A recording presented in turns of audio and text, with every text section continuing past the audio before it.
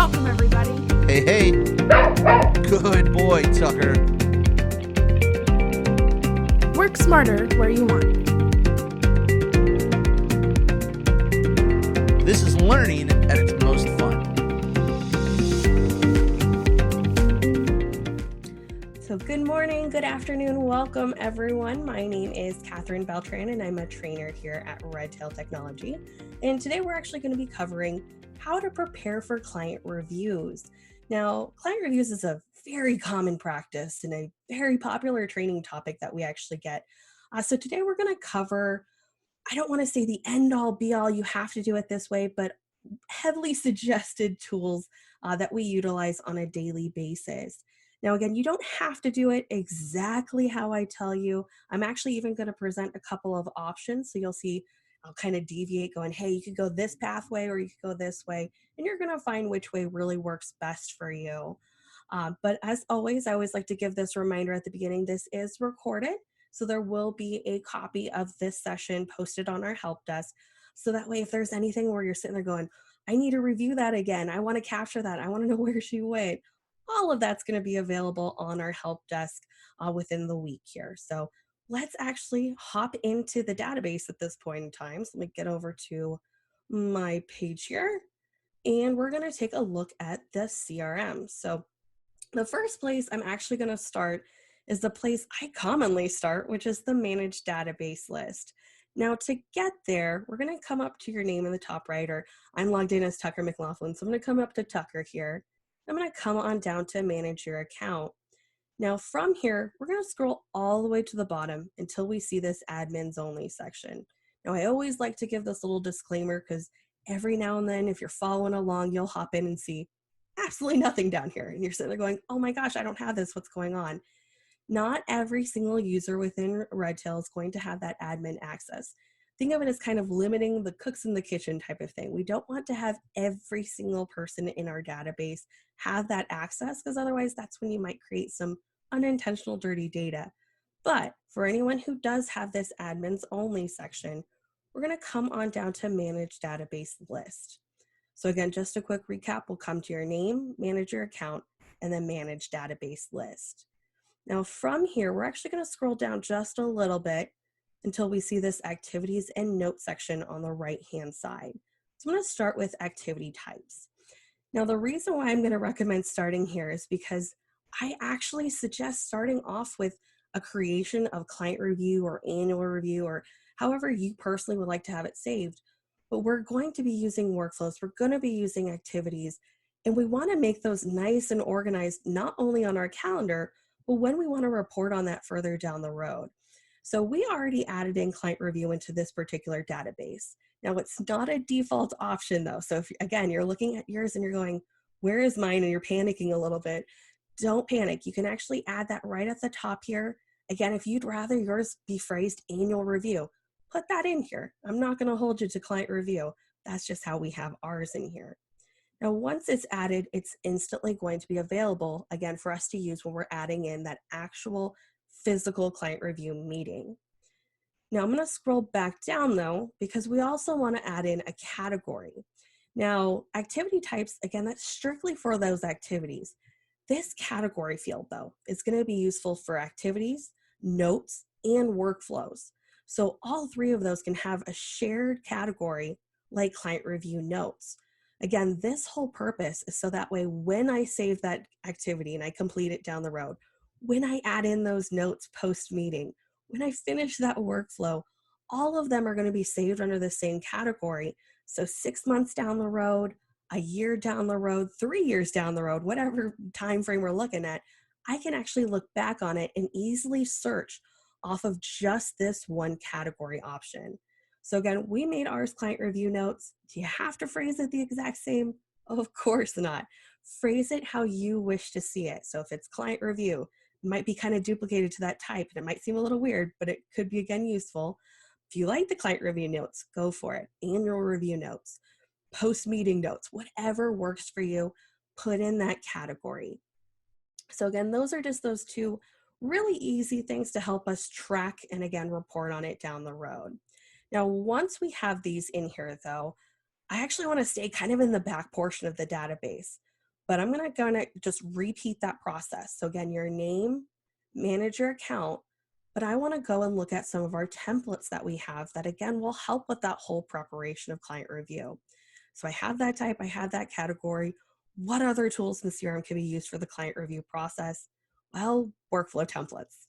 Now, I don't have, unfortunately, the ability to keep you all here for the rest of the day to talk about workflows and how to build them. But I do want to show an example of a client review process so that way you can see kind of its benefits from it. So in here, we just built out client review workflow.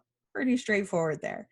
But in here, we have this whole prepare for the review meeting. We want it to be done a couple of days before the actual meeting. Hey, the day of the meeting, what are those items we need to get done? You resend that Zoom link. And then after the meeting, again, adding those notes. If there's any follow up I need to do, any paperwork I need to send, things like that. So that way, if it's consistently the same process or ultimately similar process over and over and over again, that's really where this workflow is going to make sense. Again, we always want to have that prep. We always have that review day. We always have that follow up. Yours might be a little different, and that's perfectly fine. A workflow is going to be what works for you. Now, with that also said, if you're kind of a 1-2 type office where there's not that many of you, you might find workflows are a little bit too much. But think of this as an easy way to just kind of think of it as a checklist. I know I've done this. I know I've done that, especially if you're still all kind of scattered about. Now, I'm still very much working from home. This is another tool for me to use to keep track of communication. So that way my boss isn't sitting there going, hey, have you done this again? Have you done that? It's just an easy way to pop in and go, that's been completed. That's been great. We're on schedule. So again, workflows is a great way to keep track of that checklist, that process. And I'm going to reiterate that category because again, when we come to this client review, there's that category. So that way, when I'm finished with it, it saves under that client review notes. Now, workflows are not the only template though that can be utilized for client review. Once you've got one set up like this, and again, it doesn't have to be exactly like this. You can add more, you can add less, do you, but another template actually that will help kind of make this a little bit easier, streamline that process, so to speak. Back under manage your account, back under manage templates, automation templates. Now, an automation, this is actually one of those, if something happens, something else happens in return. So if I'm already scheduling an activity, I call the client, say, hey, yeah, you got to come in. Perfect. The 21st, I'll see you then. I put the 21st in as an activity. Well, now I'd also want that workflow to trigger. And right now I'd have to manually add the activity and manually add that workflow. That's a lot for me to remember some days. So an automation kind of cuts out that second step. It's going to actually automatically trigger that workflow when the activity is added. So again, we have one built out. This one, again, I keep it consistent. Client review for everything. I don't want to overcomplicate it. But what this is saying here is that if I add in an activity, aka that client review meeting, well, what do I want it to do? I want it to link that workflow. Now, usually at this point in time, if I would have just clicked create automation from here, this is usually when I get that phone call saying, Catherine, the automations are broken. I've got way too many workflows triggering for not applicable examples. What's going on?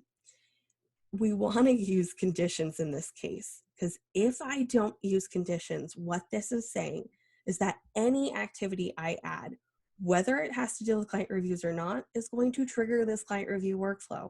Imagine adding just a follow-up phone call and seeing client review workflow. Not exactly what we're looking for. So that's where we're going to come in with this condition. So coming back with those types or that category we talked about earlier, what this is saying is that if I add an activity, and I specifically pick client review, I'm actually even going to show that. If I add an activity in here and I pick this client review, what will happen is that once I've got this all filled out, this right here is that condition to trigger this. When I create activity, it's going to automatically link that workflow in the background. So I like to think of that as a little magic trick, but more importantly, I like to think of that as hey, it saves me an extra few clicks. And it saves me from having to remember, hey, did I actually attach it or did I completely forget about it? Now, one more template, and I promise I'll run through how to do all of this here at the end, but one more template to just make it even easier on you. If you're sitting there going, I already know someone in the office is not going to pick that type and that automation is going to fail. They're going to pick appointment, which is the wrong thing. We don't want that. I'd actually recommend what's called an activity template.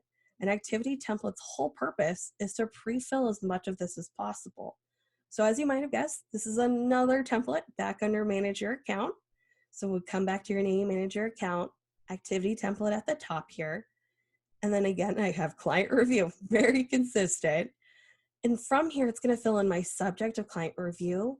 But most importantly, it's picking that type. So I don't have to worry about, my coworker down the hallway or maybe across the state, wherever we're at right now. I don't have to worry about them picking the wrong type or category, whatever I've chosen, and then not triggering that workflow. This will automatically kind of just ease my thoughts, worries, everything like that, because my type's going to be chosen for me. I can even have the attendees chosen for me. So again, for a smaller office and it's always one advisor, you can even pre-fill that if you'd like. But again, the whole purpose is that automation is going to trigger that workflow only if that type of client review is chosen. So when I come up to select a template, I have client review, pre-fills my subject, pre-filled that type, and automatically is going to link my workflow. So again, we're going to go through it all. I know it's a lot to begin with. It's a lot of kind of prep going into it. But the whole purpose of this is that if you do the work now, the whole seamless process is going to go a lot faster. Now, one more thing before we actually schedule the client review, a reminder to help us set up, hey, is it a 6 months review? Is it a once a year type of thing? We all might meet with our clients a little differently. I had an office who, if they're brand new clients, we meet with them initially every 90 days. And then once that first year is passed, then we'll switch it to either 6 months or once a year, depending on what services they've opted on. So if you have something like that, where you have some clients where it's 90 days, some that's 6 months, some that are a year, and again, that's all over the map, you want to be able to track that kind of reminder. So I'm going to come up to a contact. I'm actually going to come on down to Kevin Arnold. And from here, there's actually a reminder section. So right up here, if you've ever seen it, you might see like a little dash if you've never filled it in. But right up here, this is actually that reminder date. Now you can either fill this in by clicking the dash, or in my case here, the date, or coming to the left and clicking on Know Your Client. Either or is going to bring it to the same page. But right up here is where we're seeing this client review reminder. Now, if you touched this more than a year ago and you haven't touched it since then, or if you tried it a year ago and you just were really confused with it, we did make a few changes to this. So when I click edit, this is where I'm going to put this first review date and how often I want it to recur. Now, from here, I'll have a couple of options. One thing I like to describe about this first review date, though, think of this as that first repeating date. Do you need to track down the first time you met with someone back in 1976? Not necessarily. You can put the most recent meeting or even the next time you're supposed to meet with them. Again, think of this as that first repeating date. Now, I've actually realized we're supposed to meet with Kevin every 6 months, so twice a year. When I come over here, you're going to see daily, weekly, monthly, annually, every day. You're not going to see that quarterly or semi-annually from here automatically. That's actually where custom is going to come in. So if I am supposed to meet with someone every 6 months, this is where I'll switch that repeats. 6 months from here, I'm going to not worry about that for now. And then I get a repeat on as an option. Now, if you're looking at this dropdown wondering where in the world did this first Wednesday come from, it's actually based on this first review date. So if I click on this date, November 4th was the first Wednesday of that month. So it's going to match up based on that parameter. I'm actually just going to pick that just because I want to have this a little consistent, update that client review, and now it's going to give me again every 6 months. Now I'm going to pause here for a second because I want to clarify that this is not the end all be all date I'm going to meet with this client. This is again just that reminder. It's very possible that I can call Kevin once we get closer and he'll go, ooh, I'm all vaccinated. I'm going to go on a vacation now. And he's not available that first week of May. That's where fine, I can schedule him that second week. Maybe I even get him in early. But this is just that reminder date saying, hey, based on what we've put in here every 6 months, don't forget about Kevin. He's supposed to come in around this date and time. So again, this is really where you're going to set up that reminder. You can set it up every 3 months, every 4 months, whatever the plan is. But once you have this set up, this is where you can then find out, who am I meeting with this month, next month, so on and so forth. Now, if you're wondering, okay, well, why did we have all of that activity conversation? Why do we have this reminder? This does not give you any historical value. That's why I still want you to go in there and schedule those actual activities. Once this becomes actually May 6th, this is automatically going to push it forward 6 months forward. And then it repeat again 6 months after that and after that. So on occasion, I'll get that phone call saying, hey, how do I know the last time I met with a client? And then I'll sit there and go, well, that's a trick question. Did you put in any notes? Did you put in that activity? And they'll go, nope, I just had the review reminder. I panic a little inside because one, we should have those notes, but more importantly, that activity, once we complete it, gives us that actual historical information saying we met with that person. So again, just the reminder itself. Now, from here, you actually have a couple different options to find out really who's within the next 30 days or 60 days, whatever we plan on looking for. You have two options. One is actually through an advanced search.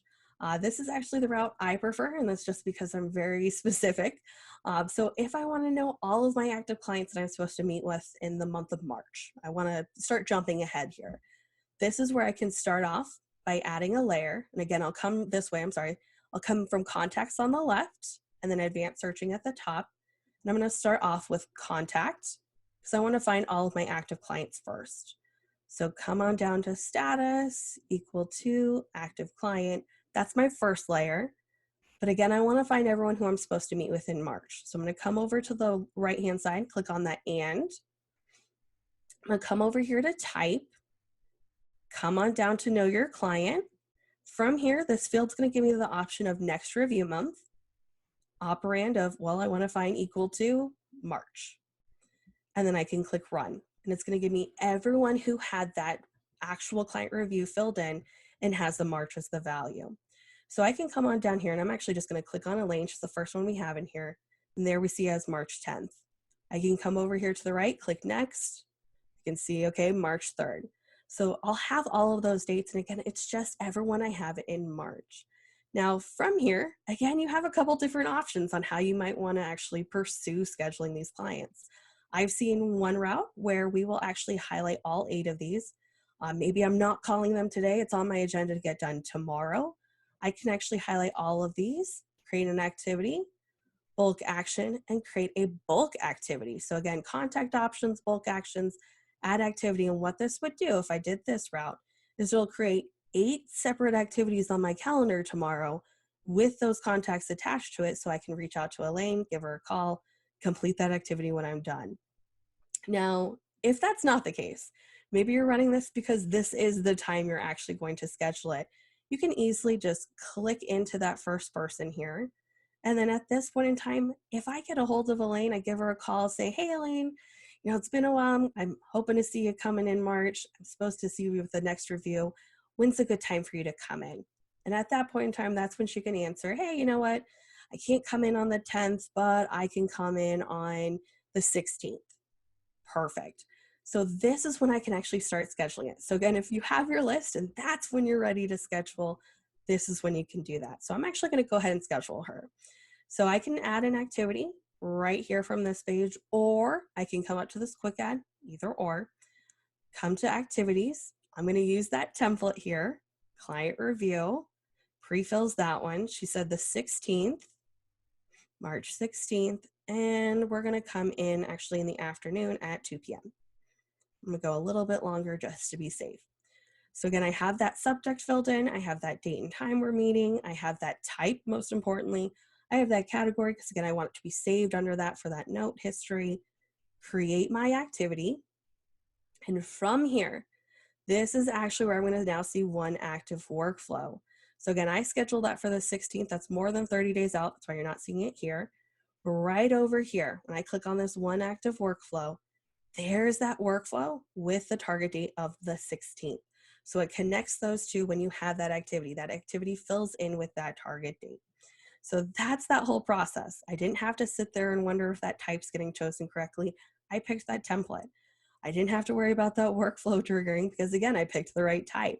So this is where I can then actually work through that process. Now, again, if this is all that time, you're scheduling all this in one sitting, she's now all done. I can click next, reach out to the next person. Maybe I don't get a hold of him. That's where I can always set up an activity for me, call Polly back to schedule activity. So if you haven't noticed, the whole concept here is so that we don't have to worry about forgetting anyone and we're just working our way through our list.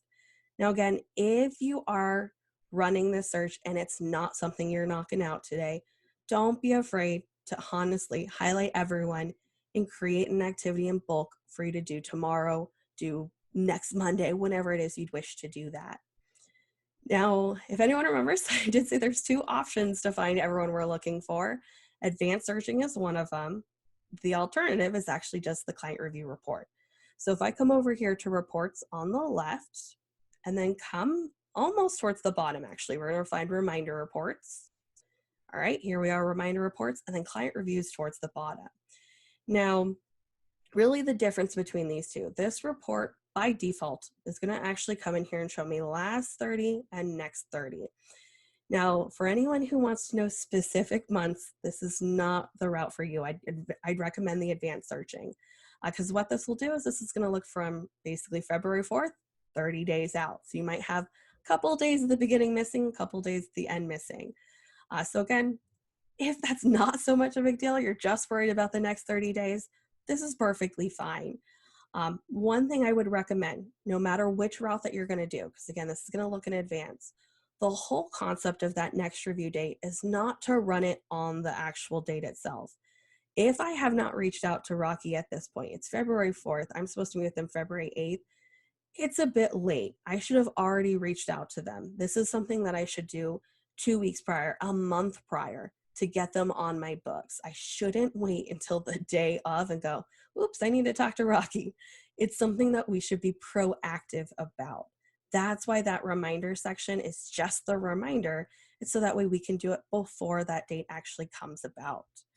Now, there is another section though. So again, this is to help us find it really easily proactive route version, but if I can talk reverse, this is the way you can find it proactively. But there's another spot that those reminders pop up, and that's actually on the Today page. So if I come back to the Today page here, and I actually come over here to reminders, I'll see 22 reminders. Mine defaults to client reviews. Now, this is a preference. If you also would like yours to default to client reviews, if you come up to your name and then preferences, that's actually where you can choose that. Otherwise, if yours is defaulted to birthdays and you'd like to keep it that way, just come over here to the right and click filter and then click show client review reminders. Now from here, again, this is going to give you kind of like a countdown towards when it's going to actually appear. So we're supposed to meet with Tony around the 7th, got a couple on the 8th, the 11th, 14th, all the way up until here we are 29 days out on March 5th.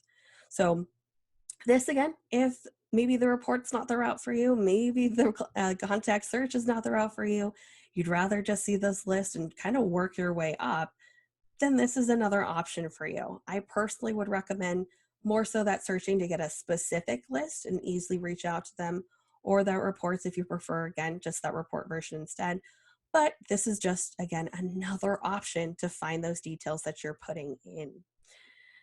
Now, one thing that I'm also going to suggest, by no means is this a requirement. Again, nothing I say here you have to do, but should you have gone with that advanced searching, I'd actually recommend saving it as a quick list because for the most part, the data is not going to change that much here. I still want to have everyone that's equal to active client. I still want to know the next review month. And the reason why I'd actually recommend just saving this is so that way you don't have to pre-fill this every time. The only thing you'll end up changing is this value right here. So I would just save it once. Don't save it 12 times, January client reviews, February. Just change it as client reviews and just change the date here from self, or change the month here itself. But again, saving it as that quick list is something you can easily pull up later on from list itself or from over here from this recently viewed quick list at the top. Now, the very last report. I actually want to talk about here. And this is really that last topic, and I'll kind of run through it again just so you can see what that really looked like. But should we still feel like we've forgotten about someone?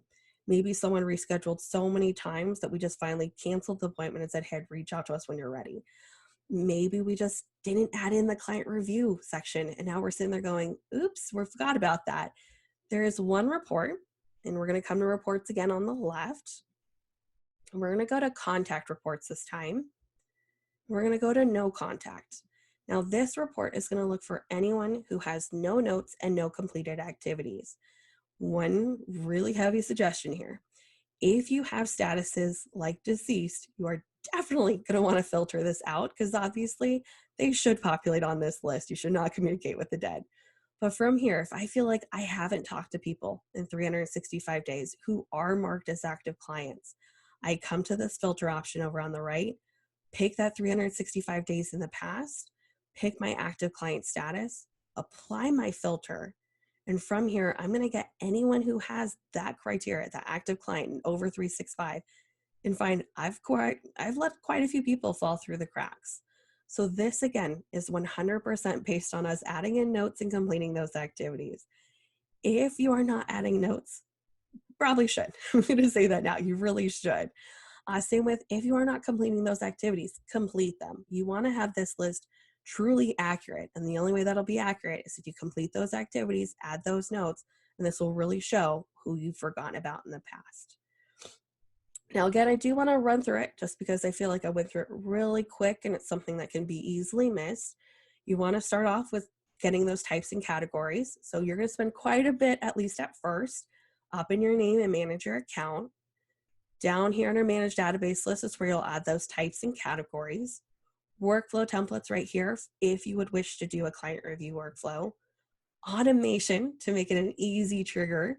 An activity template to ensure this automation template's working. And then to actually run through it, again, I'm going to just come up to a name. I'm actually just going to come back to Kevin. I know it's not his time, but just so we could see it. Actually, he has way too many. Let me come to a different person. Let's come back to Polly. So we'll come back to Polly here, and he's supposed to come in the third. I'm going to come to this quick add at the top, click activities, come to my template, client review, and this time he is going to come in on the third. He said he is available. We'll come in. He's going to come in at 10 a.m. Switch it again just to be safe. There's that type that, again, I know for a fact it's going to click that automation to work. Create my activity. There's that client review. There's that workflow. Click on it over here. And actually, let me just get this in one tab. And let me click this over here. Now, one more, and this is kind of my push. This is kind of my reason why I love those automations triggering that workflow. What happens if we're getting close to March 3rd and Polly says, oops, hey, I can't come in, an emergency popped up. And then we have to reschedule. And we have to remember to reschedule the activity and the workflow at that point. If you have that automation, you actually just need to come back to that activity. So again, if Polly called in and goes, hey, I can't come in March 3rd anymore, I'm going to come in March 11th instead. Still 10, that's fine. I change that date. At the top, I actually get this warning, even saying, hey, there's a trigger with that automation that has that client review workflow. I come on down, save my activity. Again, I just changed that date. Now, if I come back to that workflow, come over here, that target date now also reflects the 11th. So that's honestly probably my favorite part about the whole automation is that, yes, it's really helpful at the beginning, but as things happen, those off course, hey, I have to reschedule due to X, Y, and Z example, that's why I really love them. It's because it really helps communicate it. So I'm not having to update everything in two different spots. So quite a bit to absorb. I know there's a lot of tools that we covered when it comes to preparing for that client review. But as I said earlier, all of what I've talked about today are suggestions. You're going to find, hey, what way works best for you? If you like a repeating activity instead, go for it. If you want a repeating activity that says, hey, run the client review report every first Monday of the month, put that in there. If you want to have those client review workflows, but you don't like how this one looks out, build out how you want that review to look. Again, everything in here is at your disposal, but what you choose to use is really dependent upon what you want and what you're ultimately trying to convey. Thanks so much for joining us today for this particular session. If you have any questions, please don't hesitate to give us a call at 800-206-5030, option 3 for support, or just shoot us an email over to support@redtailtechnology.com. Thanks a lot and have a great day.